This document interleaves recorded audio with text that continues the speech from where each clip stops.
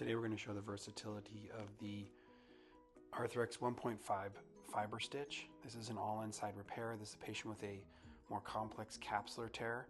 You can see that we clean the capsular tear as well as the small horizontal capsular component as well. We're going to place the first fiber stitch, 2 punctures through, and then we're going to retension one, then retension the other. Here there was a little bit of slack, so you can take the tighter side, tension it again. This will maximize the tension back to the capsule.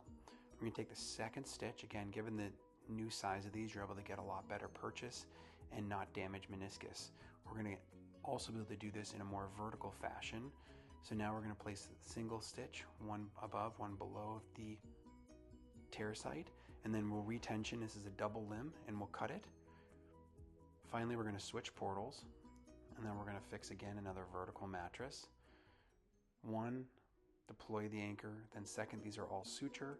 We're going to tension, and then we're going to place the second limb. You can see the pull-out strength. We're pulling quite hard, and there is no pull-out of the capsule.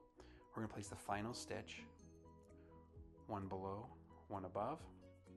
This is again a medial meniscus tear, and then we're going to again tension this single limb, holding tension on the other side from our previous videos, and then we're going to final tighten it.